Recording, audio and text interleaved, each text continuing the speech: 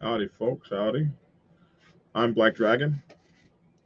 Hey, we're back here for Think Tactical. Imagine if you're at a drugstore, a gas station, or something like that, and all hell pops off, and the thugs getting gas decide to start a shootout where you just so happen to be with your family in the car, or you're there by yourself, or you're in the store.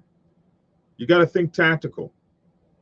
Let's take a look at this. This happened, I think, back in June sometime. I believe this was North Carolina. We're going to get right into this and we're going to talk our way through it. So let's do it. Action.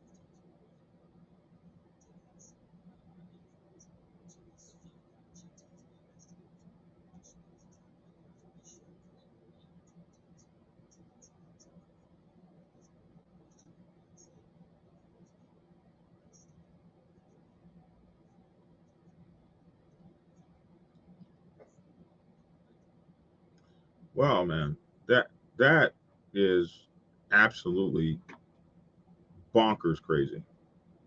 Uh, but this could happen to you, especially you might not ever be in a neighborhood like this or someplace. Well, first of all, this could happen anywhere, but you might not be in a. You might know where these kinds of things happen around you, and you might make it your point never to be at places like this. But like when you're traveling and stuff like that, pulling in to get some gas, you have no idea where you're pulling into. Sometimes pulling off the highway, you don't know what kind of zone you're pulling into or whatever. This is why it pays you to be tactical in your mindset and your thinking. This something very similar to this happened to me maybe 30 years ago. I'd say it was about maybe 19. I want to say uh, 92, maybe 1990, maybe in San Diego. My girlfriend and I at the time, I was dating a beautiful lady named Bridget, and we pulled into a gas station. And at that gas station, there were sentinels set up that were obviously it was a place where some kind of drug dealing or something was going on, because they had these sentinels set up, and they were just like, you know, they were men and women, male and female, and they were set up at various stages around the gas station, and you could see them looking real. I mean, it was if you weren't paying attention, when you finally realized what was going on, you would understand. Oh my God, I'm in the middle of where dope transactions are happening, and the guards are standing right out there. People got their hands tucked in their pants and everything, and they're looking all around. And uh, she was about yelling at me, "Get the hell out of here!" About the time I realized what was going on. So I make it a point now that before I pull into places, I'm actually scoping places out. I've done that ever since that accident. It was that incident, because very much everything that was set up to happen in the way that that was going, it really did. It really did shake me. Like, man, you could just be. And I was just pulling into an ordinary, regular gas station. So, they say amazingly nobody was hit. You know why nobody was hit? Because of the way they never. It seems like these guys never took an official training class anywhere in how to handle or shoot a gun. As we go back and we're looking at this, it's look at this. Okay, so this guy gets out of his car right here, and if you're paying attention now, the first time you see him get out of his car like that, it's time to skedaddle. The first time you see this, there shouldn't be anything else you need to see. So if you're standing right here in this position and just lollygagging and putting your gas in, you got to understand lollygagging is for people to wind up as victims. You got to stay vigilant out there. I'm sorry to say, especially when you're in places that you've not been before. And so now he's got this. Who gets out at a gas station? I'm just curious. Who gets out at a gas station like that? Who gets out of a car at a gas station? You're going to walk into the gas. If I'm a clerk in a gas station, is this so commonplace? Oh, hi, what's up, Walter? Can I get your six-pack for you? I see you got your AK-47 on the waist. Like, where does this happen?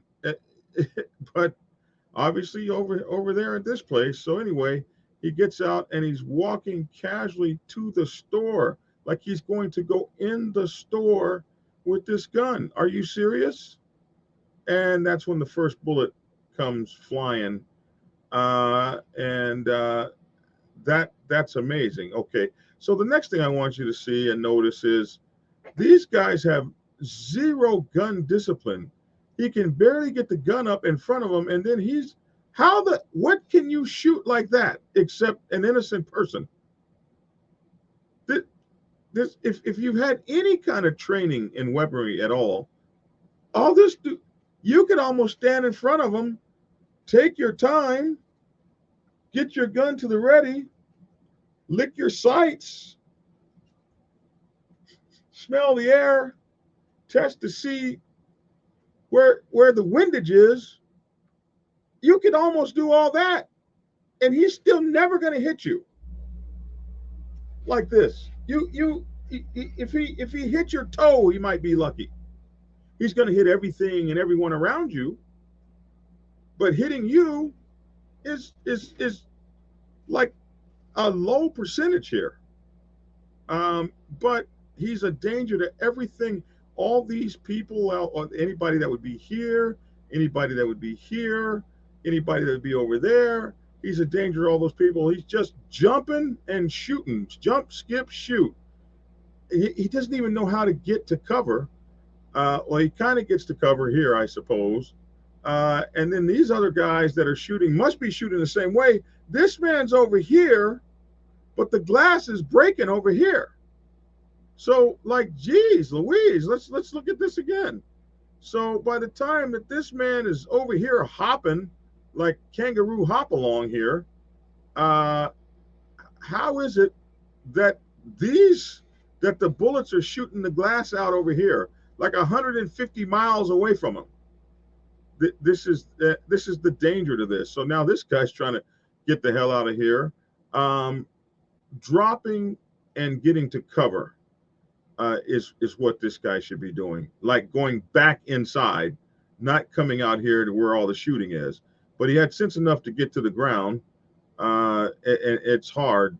And while these two, why Hopalong and his buddy here, I guess they both went to the same gun training school. It's absolutely freaking ridiculous. Um, they've left their cover, and so now I guess this guy's just running. He maybe he's out of bullets. This guy here, but he's effectively left his cover, and this guy is still probably putting a few rounds down the scene. All this going on, uh, and then he turns his back to the like completely crazy. Here's the car that's doing the shooting at everything but what it's supposed to hit. This is what can go down. This is what did go down. But your thing is, well, what should I be doing? How do I stay alive doing something like this? And I tell you what, it's terrifying. So you have to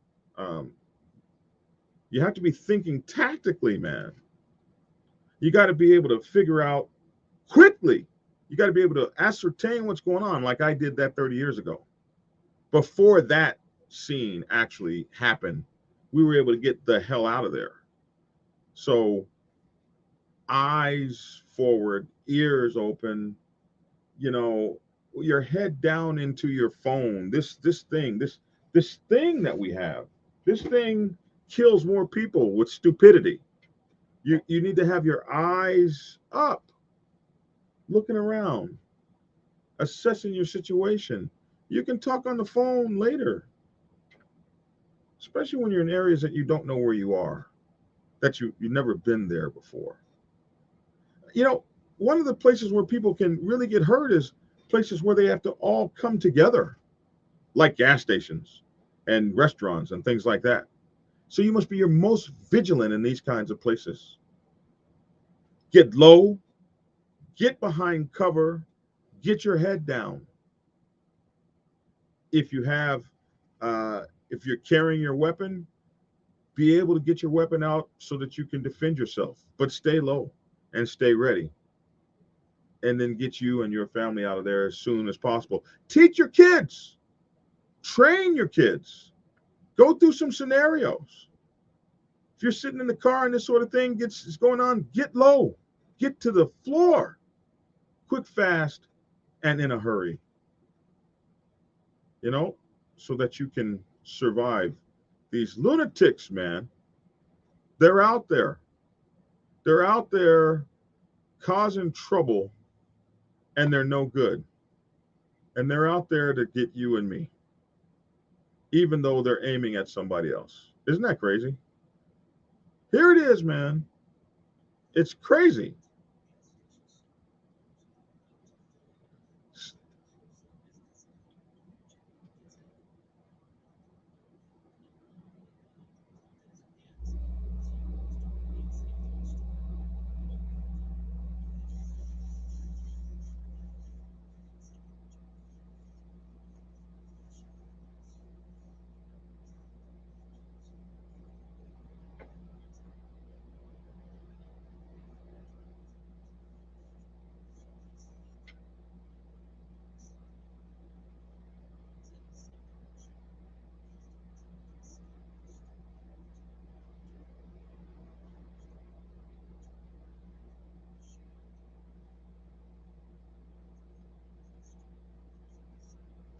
That gives you something to think about. Bullets flying across the street. You have to teach your kids what to do, whether you're there or not. Get low, get to the ground, and get behind some cover. Time, distance, and shielding is what we used to say in the submarine Navy. This is what you did to get away from the nuclear reactor on a submarine. Spend as little time around it as possible, get as far away from it as possible. Time, distance, and shielding. Get something between you and it. Same thing, man. Time, distance, and shielding. And stay alive. Hey, listen, man. You got to be thinking tactical out there. Does that make sense? We'll catch you in the next thing, in the next show. Until then, you guys take care of yourselves. I'm Black Dragon. That's my 2 cents. Love to hear your 2 cents in the comment section below. Hey, you guys, stay alive, stay safe, and keep thinking tactical. Take care.